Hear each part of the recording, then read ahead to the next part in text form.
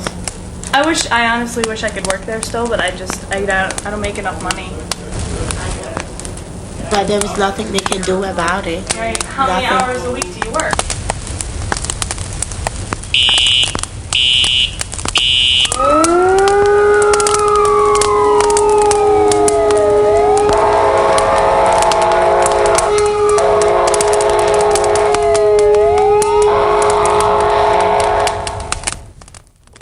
College is supposed to be a safe place, a place of study and learning. But fires in college living facilities, both on and off campus, regularly kill and injure. We don't have to die in a resident hall or house fire, though.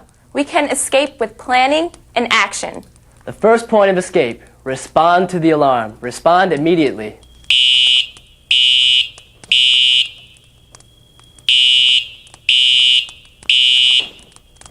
Move as soon as the alarm sounds. Don't hesitate or check on the cause, or assume it's a drill or a false alarm. Just respond to the alarm. We're looking for safe passage out of the building, so get to the room door quickly. If the door is closed, feel the surface of the hardware for heat. Check the seams for smoke. If there's no heat or smoke, slowly open the door and check the hallway. If the hallway is relatively clear of smoke or heat, get to the closest outside door or enclosed stairwell. We may need to bend low or even crawl to get to the exit, but move quickly and keep moving. Staying low should keep us out of the heavy smoke, allowing us to breathe. When using an enclosed stairwell to escape, grab the handrails and watch the steps. It may be crowded and people may be pushing to get out. But keep moving. If necessary, help others down the stairs. But keep moving to the exit door. Once we're outside, get to an agreed-upon meeting spot and report that you have escaped. Those are the actions for an escape. But there's planning required to make this work.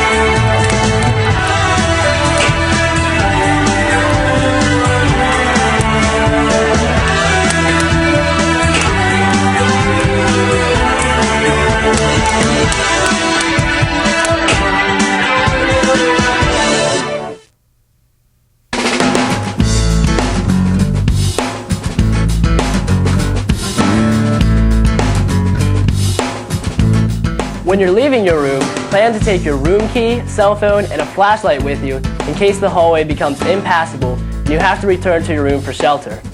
So always keep your room key in a handy place. Then you don't have to search for it. Sounds simple, but we've all misplaced our room keys at some point. You'll need to know how many doors are between your room and the exits, so if you have to return to your room, you can find the right door quickly. Heavy smoke can block out room numbers, so knowing door count can get you into shelter right away, rather than fumbling with keys and doors that will not open.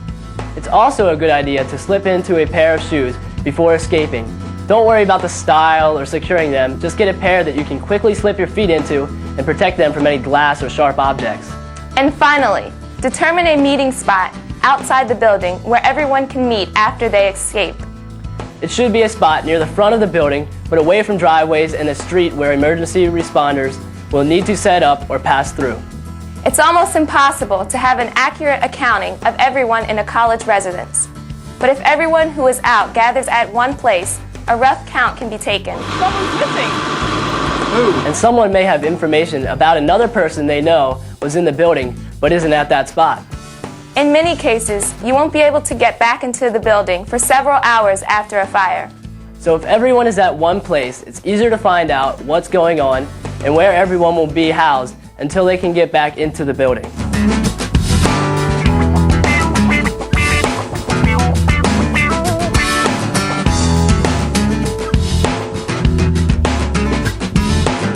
Ideally, we want to get out of the building that's burning, but sometimes that's not possible.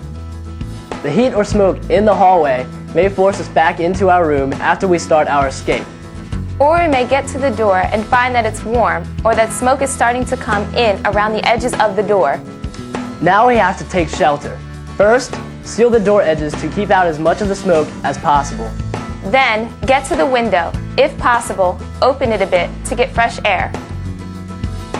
Of course, if there's heavy smoke outside from a fire below, keep the window closed. And some windows, particularly in high-rise buildings, won't open. If that's the case, don't break the glass. Just get to the window to see what's going on. After taking shelter, call 911 and tell them the room number. If possible, stay on the phone. The emergency dispatcher will radio the firefighters about the situation. If possible, hang something out of the window, something that will let firefighters pinpoint the location. Firefighters usually can rescue with ladders and aerial equipment up to the 5th or 6th floor. Identifying the location for them can speed up the rescue process. People who are able will be helped down the ladder or into the aerial bucket.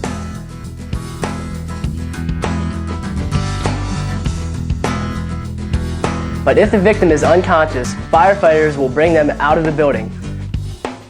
That's why it is important to stay by the window. If the building is a high-rise, the firefighters will have to rescue from the hallway. So if possible, unlock the door from the inside so they can get in. If the door can't be unlocked, stay near it to hear the rescuers banging on the door. Don't see them, you better... Hold on, I hear something. And keep the door closed to keep the smoke out. As with escaping from a fire, sheltering requires some planning. It's a good idea to keep a roll of heavy tape in your room so you can seal the door's edges to keep out smoke. You can use a wet towel at the bottom of the door. And have a phone in your room to make the call. If you can't get back to your room for some reason and have to take shelter someplace else, choose an area with a door and a window. And if you don't have a phone, signal from that window. Firefighters look for people who are trapped by checking the windows, so get to yours.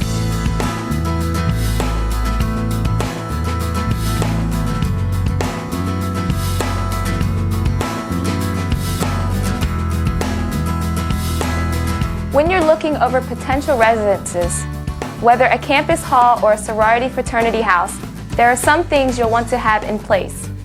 First, check the alarm system. If it's a built-in system, one with internal wiring and a central alarm control panel, ask how often it's tested.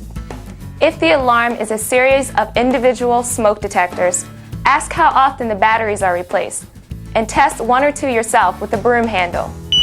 Check the exit lights, as well as the exit doors and stairwells.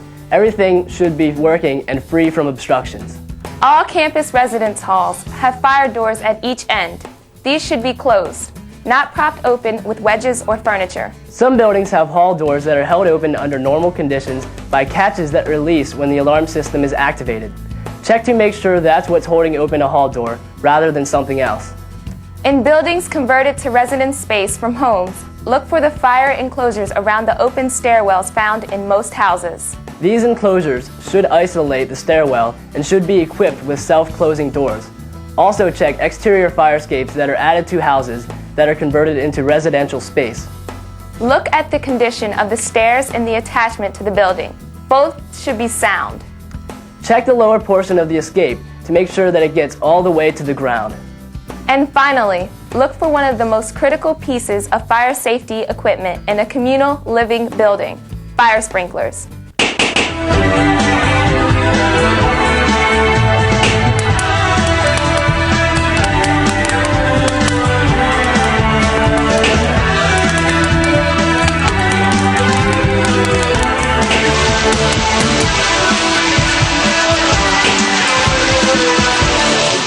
In a residential setting, fire sprinklers can extinguish a fire, often limiting the damage to a small area where the fire started.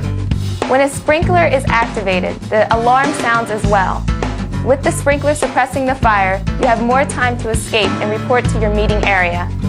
Unlike movie depictions, the entire sprinkler system does not activate when one head goes into operation.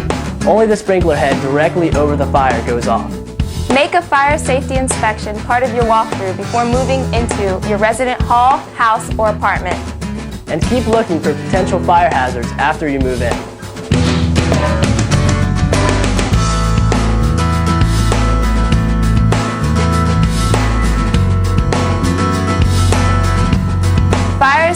college residence buildings typically start from some common causes, like electrical outlets, heaters and lamps, candles, and smoking materials. In many college residence halls, potential ignition sources such as hot plates, halogen lamps, space heaters, and smoking are outlawed. But that doesn't mean they don't exist. Of course, in off-campus housing and many fraternity and sorority houses, these ignition points are part of daily life. If electrical fixtures are equipped with 2 outlets, stick with 2 plugs. If you need more, and who doesn't, use a fused power strip. And keep the amount of demand below a level that will trip the circuit breaker.